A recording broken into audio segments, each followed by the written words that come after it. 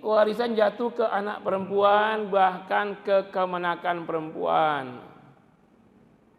Itu adat laki-laki bawa bungkusan keluar merantau, lalok di surau, makan di lapau, tidurnya di musola, makan di warung Padang. Bukan karena kaya, bantu-bantu dulu nyuci piring, nanti bisa dapat sepiring. Nah itu nanti baru kaya, baru dia bikin warung Padang, lalu dia kirim uang bikin musola di kampung. Merantau dengan bungkusan saja. Bagus nggak? Secara tradisi bagus ya, laki-laki berjuang. Tapi inilah penyebab perang Padri. Dulu 1825 sampai 1830 Imam Bonjol berperang dengan kaum Padri. Kaum Padri dihasut Belanda, dikasih senjata, dikasih untuk memerangi Imam Bonjol. Imam Bonjol menyerukan syariat Islam. Kaum adat kepengen cara adat. 5 tahun bertumpahan darah Pak, karena waris ini Pak. Belanda senang banget tuh Divide et Impera, ya kan? Kasih lagi senjata, kasih lagi senjata. Imam Bonjol kan gagah, walaupun disenjatai Belanda dia tetap bertahan, bahkan memenangkan perang. Nah 5 tahun perang menanglah Imam Bonjol. Kaum Padri kalah dan menyerah. Bukan menyerah, sepakat dalam satu konsensus arbitrase. Makanya konsensusnya muncul adat basandi syara, syara basandi kitabullah. Nah ini Bu sejarahnya tuh Bu. Ya, konsensus kita orang Padang itu bukan orang Padang ya, orang Minang lebih tepatnya. Kalau orang Padang sudah dari Pak, orang Minang itu 100% Muslim. Percaya nggak? Ini kesepakatan juga. Kenapa? Kalau dia keluar dari Islam, maka dia bukan orang Minang lagi, tapi orang Padang. Iya Pak, beda antara orang Minang, orang Padang. Kalau sebut orang Padang, masih ada mungkin Cina, mungkin ada yang non-Muslim, Padang tuh. Tapi kamu orang mana? Orang Minang, dipastikan dia Muslim. Kenapa? Kalau dia keluar dari Islam, maka kesukuan Minangnya tercabut otomatis. Itu juga kesepakatan dari dulu.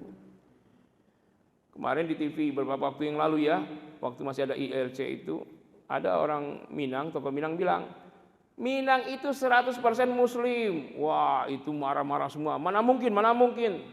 Termasuk yang suaranya banyak bacot itu ya, dari pemerintahan, dari oknum ya. Nggak mungkin, pasti ada non-Muslim, pasti ada. Masa orang Padang Muslim semua? Nggak paham dia. Nggak paham. Kalau orang Padang masih ada non-Muslim. Kalau orang Minang dipastikan Muslim dan 100% Muslim. Kenapa? Kalau ada yang murtad, dia keluar dari Minangnya. Dia lepas kesukuannya. Nah itu sepakat. Sejak saat itu adat ikut ayat 1830 itu Bu. Makanya dari situlah kaum adat dan Imam Bonjol sepakat termasuk hukum waris Islam pakai cara Al-Quran. Kenapa? Adat basani syara, syara basani kitabullah. Adat harus ikut syariat, syariat itu sumbernya Al-Quran. Itu sudah menjadi tagline sudah sampai sekarang. Tapi kaum adat mengingkari itu. Ada yang kepengen cara adat lagi, akhirnya sekarang masih banyak pakai cara adat. Nah sekarang tinggal pilihan kita Bu, ada adat, ada ayat, bedanya D dan Y, ikut Y apa D? Kalau dia Muslim, perintahnya udkhulu fis-silmi kafah, masuk Islam secara total, termasuk Islam dalam perkara waris. Para ulamanya aja di Padang sekarang ribut itu, buya-buya itu. Tidak sepakat itu, ada yang ingin cara adat, masih ada walaupun dia ustadz. Tapi sebagian ustadz yang kokoh ingin cara ayat. Dan itu juga masyarakat Minang sekarang Bu, tidak semua masyarakat Minang itu ikut adat. Walaupun tinggal di Padang, banyak yang sudah ikut ayat sekarang. Jadi kepengen cara Islam dia. Ya. Dan memang Islamnya kuat di Padang itu, cuman masalah warisnya inilah bermasalah. Kalau masalah yang lain Pak kokoh kuat itu, nggak tersentuh. Indomaret aja nggak bisa masuk, Alfamart, Indomart nggak bisa masuk di Padang tuh Pak. Kalau dia masuk mati dengan sendirinya, nggak mungkin hidup. Saking hebatnya orang Minang dalam ekonomi.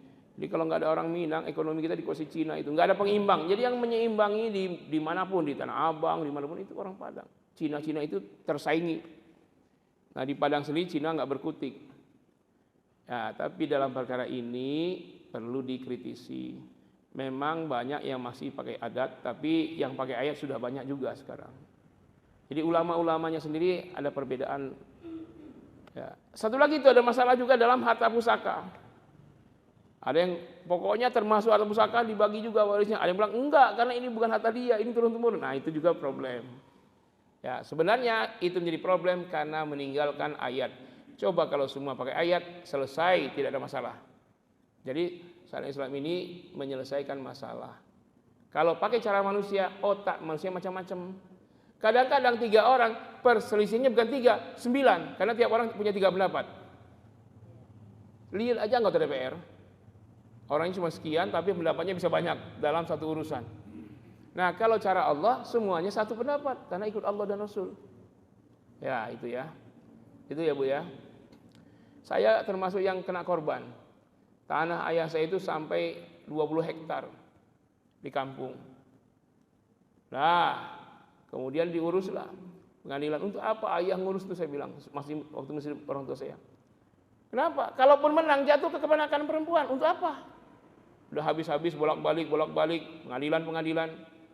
Akhirnya sudahlah dilepas aja. Waktu itu udah dibangun orang rumah-rumah situ. Padahal surat adat kita yang pegang. Surat adatnya itu belum ada sertifikat, belum ada apa.